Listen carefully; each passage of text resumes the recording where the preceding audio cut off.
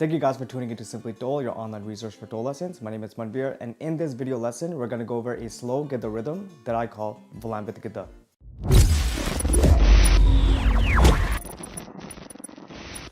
If this is your first time here and you want to learn how to play Dhol, start now by subscribing and clicking on the bell so you don't miss anything.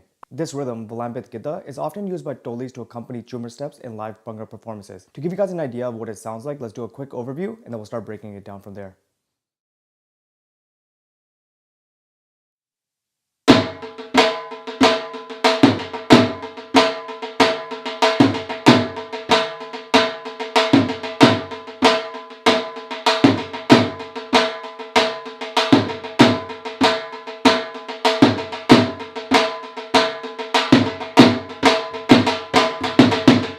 The bowls for this rhythm are as follows. Din, din, din, din, din, din, din, din, din, na, ge, na, na.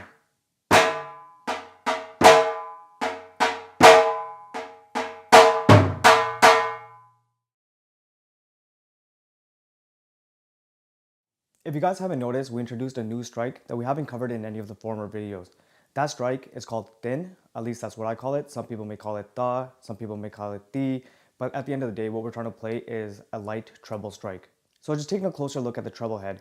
When we play ana, we traditionally want to hit the bottom of the tili, so it covers the surface area. When I play the thin or the ta or the ti, I'm hitting it with the end of the stick. So it's hit like this versus this.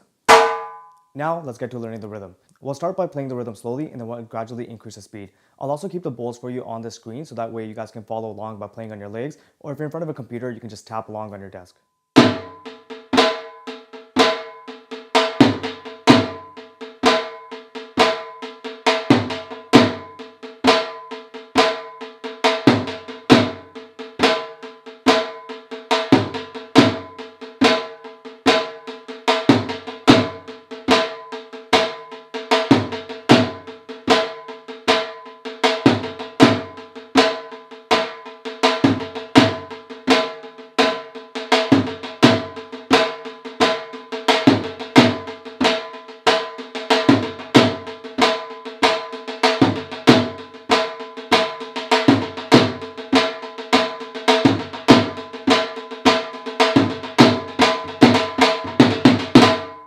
Not only can this rhythm be played in Jhummar, it can also be played in Chaal and in Giddha, and I'll give you an example of both.